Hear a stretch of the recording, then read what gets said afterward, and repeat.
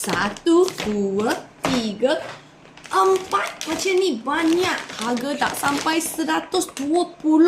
Biasa satu pack 55. Sekarang satu pack jadi tak sampai RM30. Crazy. Sangat-sangat murah. Siapa kat sini yang tengah jaga kesihatan badan, nak cari soy yang sedap tapi tanpa tambahan-tambahan bahan kimia seperti gula, pemanis, bahan perisa, pengawet, pewangi, macam-macam punya bahan kimia, semua dia tak ada. Yang pure punya organic black soy saja. Khasiat dia tinggi. Setiap hari kita minum, mana satu? 4 sudu yang dah buka punya air ni.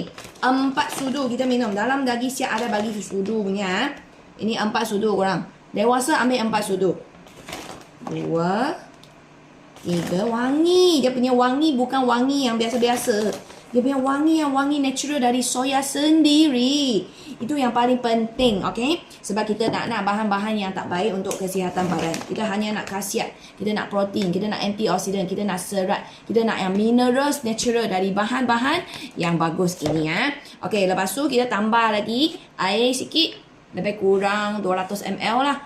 Maksimum bagi saya 200 ml. Kalau I suka pekat, korang kurangkan dia punya air. Okey, nak ambil gapu ni. Okey, guna gapu lagi senang nak bancur lah. Kalau korang ada shaker, korang shake pun sangat sedap. So, ini air biasa saja tau korang. Nak minum ini dengan khasiat yang banyak, korang kena minum dengan air suam ataupun air suhu bilik. Tak mau air panas. Sebab air panas nanti dia punya nutrisi akan jadi kurang. So, korang gaul saja. Sebut dia sampai dia larut. Dan dah boleh minum. Macam waktu Mami pagi-pagi ada senaman kan. So I akan minum satu cawan macam ni sebelum saya senaman.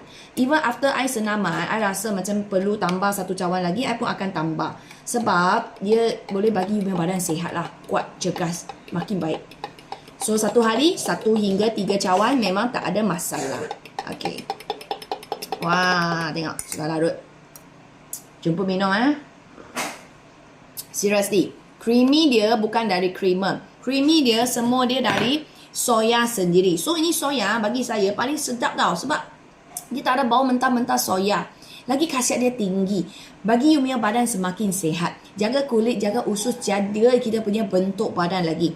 So siapa nak order, cepat tau korang grab. Sebab ini offer bukan selalu Bukan 1, 2, 3 Sekarang 1, 2, 3, 4 pack harga macam ni. Kalau you nampak, cepat grab sebelum harga ni tak ada lagi bukan 3, bukan 4. Jadi 3 balik. Sebab sekarang 3 free 1 memang limited punya tau. So setiap hari 1 hingga 3 cawan bagi badan kita. Sangat sedap. Tahun 2025 sudah nak habis. Tahun depan 2026 kita semua semakin sihat, semakin cegas.